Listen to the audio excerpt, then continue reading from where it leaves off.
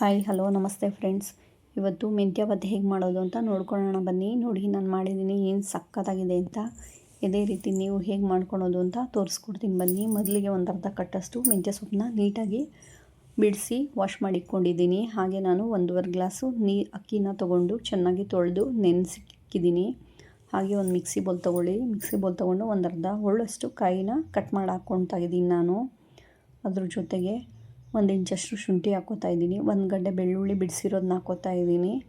ಹಾಗೆ ಒಂದು 6-7 ಹಸಿಮೆಣ್ಸಿನ್ಕಾಯಿ ಹಾಕ್ಕೊಂಡಿದ್ದೀನಿ. 1 ಹಿಡಿಯಷ್ಟು ಕೊತ್ತಂಬರಿ ಹಾಕ್ಕೊಂಡು ನೋಡಿ ಇದನ್ನೆಲ್ಲ ಸಹ ತರ್ತರಿಯಾಗಿ ರುಬ್ಕೊಂಡಿದ್ದೀನಿ. ಹಾಗೆ ಸ್ಟವ್ ಅಂಟಿಸಿ ಸ್ಟವ್ ಮೇಲೆ ಕುಕ್ಕರ್ ಇಟ್ಟು ಎಣ್ಣೆ ಹಾಕ್ಕೊಂಡಿದ್ದೀನಿ. ಅದಕ್ಕೆ ಸ್ಪೈಸಸ್ ಏನು ಬೇಕು ಅಂತ ನೋಡ್ಕೊಳ್ಳಿ. ಚಕ್ಕೆ 1 3, ಲವಂಗ 1 3, ಒಂದು ಏಲಕ್ಕಿ, ಒಂದು ಸ್ವಲ್ಪ ಜೀರಿಗೆ ಹಾಕ್ಕೊಂಡಿದ್ದೀನಿ, ಒಂದು ಸ್ವಲ್ಪ ಸೋಂಪು ಹಾಕ್ಕೊಂಡಿದ್ದೀನಿ, ಒಂಚೂರು ಕಲ್ಲು ಹಾಕ್ಕೊಂಡಿದ್ದೀನಿ ನಾನು. ಇದನ್ನೆಲ್ಲ ಹಾಕ್ಕೊಂಡು ಫ್ರೈ ಮಾಡಿಕೊಂಡು 1-2 ಮೀಡಿಯಮ್ ಸೈಜ್ ಈರುಳ್ಳಿನ ಕಟ್ ಮಾಡಿರೋದನ್ನ ಹಾಕ್ಕೊಂಡು ಅದನ್ನು ಸಹ ಚೆನ್ನಾಗಿ ಕೆಂಬಣ್ಣ ಬರೋವರೆಗೂ ಫ್ರೈ ಮಾಡ್ಕೊಳ್ಳೋಣ. ಅದು ಫ್ರೈ ಆಗಿದ ತಕ್ಷಣ ಸ್ವಲ್ಪ 1 ಹಿಡಿಯಷ್ಟು ಬಟಾಣಿ ಹಾಕ್ಕೋತಾ ಇದ್ದೀನಿ ನಾನು, ಹಸಿ ಬಟಾಣಿನ. ಇದೆಲ್ಲ ಸಹ ಚೆನ್ನಾಗಿ ಫ್ರೈ ಆಗಿದ ತಕ್ಷಣ ನಾವೇನು ಮೆಂತ್ಯ ಸೊಪ್ಪು ಬಿಡಿಸಿಕೊಂಡಿದ್ವಿ ಅದನ್ನ ಹಾಕ್ಕೊತಾ ಇದ್ದೀನಿ. ಇದೆಲ್ಲ ಹಾಕ್ಕೊಂಡು ಹಸಿ ಸ್ಮೆಲ್ ಹೋಗೋವರೆಗೂ ಸ್ವಲ್ಪ ಚೆನ್ನಾಗಿ ಬಾಡಿಸ್ಕೊಳ್ಳೋಣ ಮೆಂತ್ಯ ಸೊಪ್ಪನ್ನ. ಎಣ್ಣೆಲೇ ನೋಡಿ ಎಲ್ಲ ಚೆನ್ನಾಗಿ ಮೆಂತ್ಯ ಸೊಪ್ಪು ಫ್ರೈ ಆಗಿದೆ. ಫ್ರೈ ಆಗಿರೋದಕ್ಕೆ ನಾನು 1 ಮೀಡಿಯಮ್ ಸೈಜ್ ಟೊಮೊಟೊನ ಕಟ್ ಮಾಡಿ ಹಾಕ್ಕೋತಾ ಇದ್ದೀನಿ. ಇದು ಸಹ ಚೆನ್ನಾಗಿ ಸ್ವಲ್ಪ ಫ್ರೈ ಆಗಲಿ. ನೋಡಿ ಇದೆಲ್ಲ ಚೆನ್ನಾಗಿ ಫ್ರೈ ಆಗಿದೆ.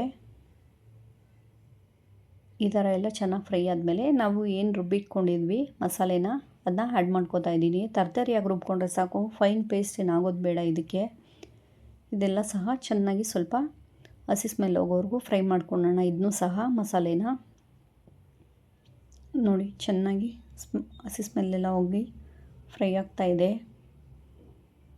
ಮಿಕ್ಸಿ ಬೌಲಲ್ಲಿ ಏನು ನೀರಿತ್ತು ಅದನ್ನೂ ಸಹ ಸ್ವಲ್ಪ ನೀರು ಹಾಕ್ಕೊಂಡು ಮಿಕ್ಸ್ ಮಾಡಿ ಹಾಕ್ಕೊಂಡಿದ್ದೀನಿ. ಅದರಿಂದ ಸ್ವಲ್ಪ ನೀರು ಥರ ಕಾಣ್ತಾ ಇದೆ. ಹಾಗೆ ಒಂದು ಅರ್ಧ ಸ್ಪೂನ್ ಗರಂ ಮಸಾಲೆ ಹಾಕ್ಕೊಂಡಿದ್ದೀನಿ, ಒಂದು ಅರ್ಧ ಸ್ಪೂನ್ ಖಾರದ ಪುಡಿ, ಒಂದು ಅರ್ಧ ಸ್ಪೂನಷ್ಟು ಧನಿಯಾ ಪೌಡ್ರ್ ಹಾಕ್ಕೊಂಡು ಚೆನ್ನಾಗಿ ಮಿಕ್ಸ್ ಮಾಡ್ಕೊಳ್ಳೋಣ. ಖಾರಕ್ಕೆ ನಾವು ಮೊದಲೇ ಹಸಿಮೆಣ್ಸಿನ್ಕಾಯಿ ಹಾಕ್ಕೊಂಡಿರೋದ್ರಿಂದ ಖಾರದ ಪುಡಿನ ನಾನು ಕಮ್ಮಿ ಹಾಕ್ಕೋತಾ ಇದ್ದೀನಿ.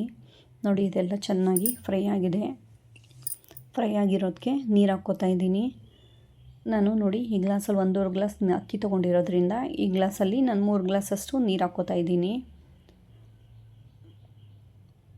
ರುಚಿಗೆ ಎಷ್ಟು ಬೇಕೋ ಅಷ್ಟು ನೋಡಿಕೊಂಡು ಸಾಲ್ಟ್ ಹಾಕ್ಕೊಳ್ಳಿ. ನನ್ನ ಚಾನಲ್ನ ಸಬ್ಸ್ಕ್ರೈಬ್ ನೋಡ್ತಾ ಇರೋರು ದಯವಿಟ್ಟು ಸಬ್ಸ್ಕ್ರೈಬ್ ಮಾಡಿ. ಅಡುಗೆ ಹೇಗಿದೆ ಅಂತ ಮಾಡಿಬಿಟ್ಟು ನೀವು ಟ್ರೈ ಮಾಡಿ ಹೇಗೆ ಬಂದಿದೆ ಅಂತ ನನಗೆ ಕಾಮೆಂಟ್ ಮಾಡಿ. ಅಕ್ಕಿ ವಾಶ್ ಮಾಡಿರೋದನ್ನ ಹಾಕ್ಕೋತಾ ಇದ್ದೀನಿ. ಇದನ್ನೆಲ್ಲ ಹಾಕ್ಕೊಂಡು ಚೆನ್ನಾಗಿ ಒಂದು ಮಿಕ್ಸ್ ಕೊಟ್ಕೊಳ್ಳೋಣ.